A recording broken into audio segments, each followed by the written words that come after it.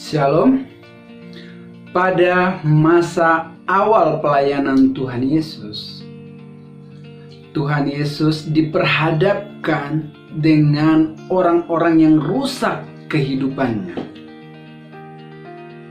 Ada yang rusak secara ekonomi, ada yang rusak fisiknya, ada yang rusak masa depannya. Tetapi Tuhan Yesus menerima mereka. Dan kemudian Tuhan Yesus memulihkan mereka. Kita mau melihat bagian firman Tuhan dari Matius pasal 4 ayat 23 sampai dengan ayatnya yang ke-25. Dikisahkan di sana bagaimana Tuhan memulihkan orang-orang yang rusak hidupnya. Yesus pun berkeliling di seluruh Galilea. Ia mengajar dalam rumah-rumah ibadat dan memberitakan Injil Kerajaan Allah, serta melenyapkan segala penyakit dan kelemahan di antara bangsa itu. Ayat 24, maka tersiarlah berita tentang dia di seluruh Syria, dan dibawalah kepadanya semua orang yang buruk keadaannya. Semua orang yang buruk keadaannya dibawa kepada Tuhan Yesus, yang menderita pelbagai penyakit dan sengsara. Ada yang kerasukan setan, yang sakit ayan, dan yang lumpuh. Lalu Yesus menyembuhkan mereka. Maka orang banyak berbondong-bondong mengikuti dia. Mereka datang dari Galilea dan dari daerah Dekapolis, dari Yerusalem dan dari Yudea dan dari seberang Yordan. Menarik. Sangat rusak kehidupan mereka dikatakan oleh firman Tuhan ini. Dibawa semua orang yang buruk keadaannya, yang menderita pelbagai penyakit. Jadi macam-macam penyakit ada pada waktu itu diderita oleh orang-orang yang dibawa pada saat itu. Ada yang sakit ayan, ada yang lumpuh, ada yang kerasukan setan. Ini penyakit-penyakit yang sangat sulit.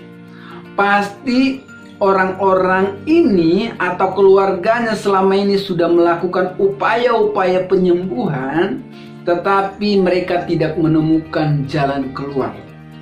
Tetapi bersyukur kehadiran Tuhan Yesus di dalam pelayanan, di dalam dunia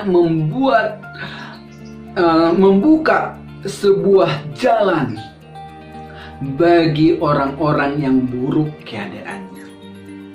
Dan ketika orang-orang yang buruk keadaannya ini dibawa kepada Tuhan Yesus tidak menolak mereka. Tuhan Yesus dikatakan lalu menyembuhkan mereka. Tuhan Yesus memulihkan mereka. Tuhan Yesus peduli dengan keadaan-keadaan mereka. Saudara, seberapa rusak hidupmu?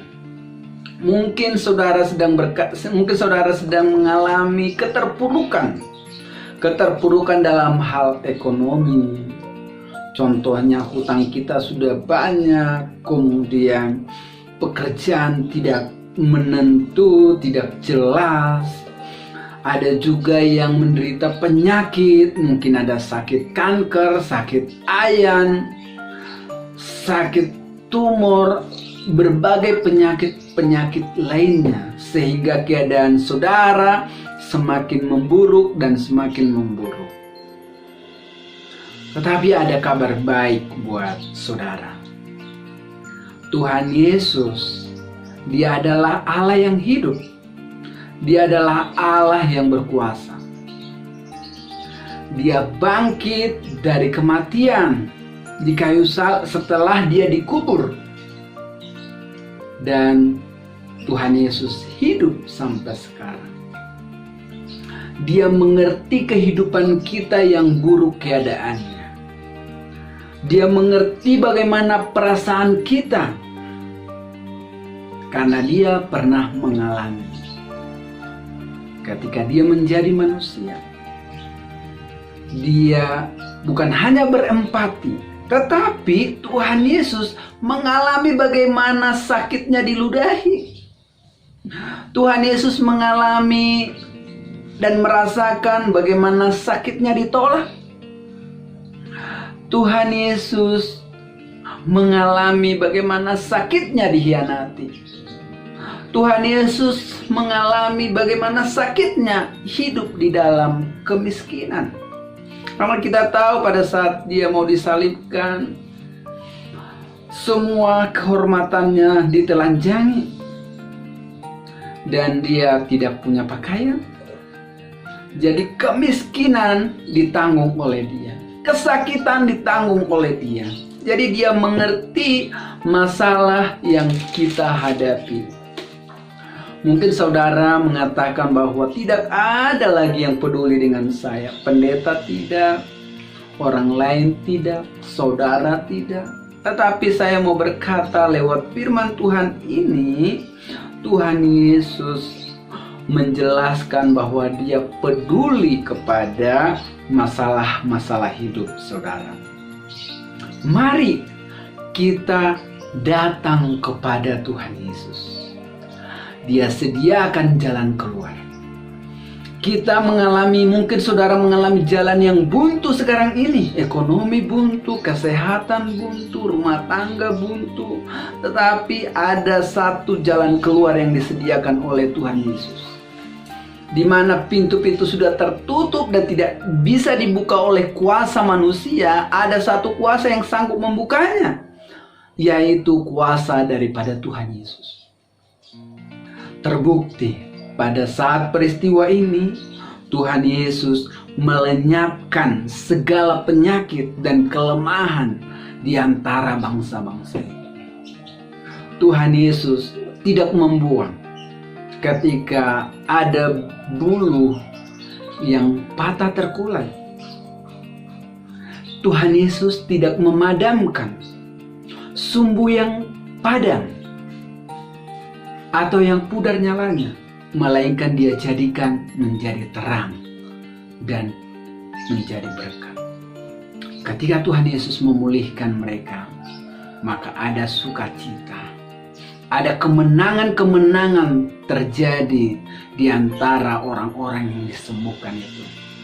Ada sorak pujian kepada Allah.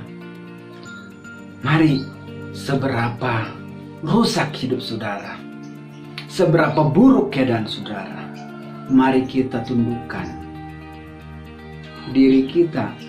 Kita datang dan mengakui Tuhan Yesus, meminta Tuhan Yesus memulihkan kita. Firman Allah jelas mengatakan, Dia ingin kita berbahagia. Dia ingin kita memperoleh hidup yang kekal. Dia ingin kita bebas dari dosa. Dia ingin kita bebas dari belenggu.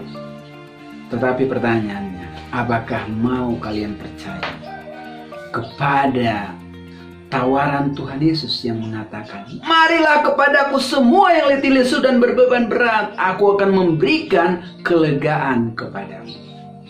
So, datang kepada Tuhan Yesus. Dia yang mengundang kita, bukan saya.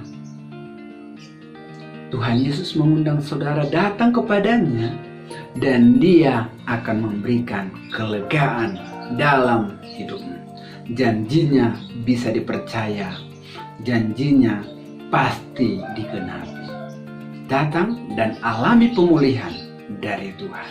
Tuhan Yesus memberkati.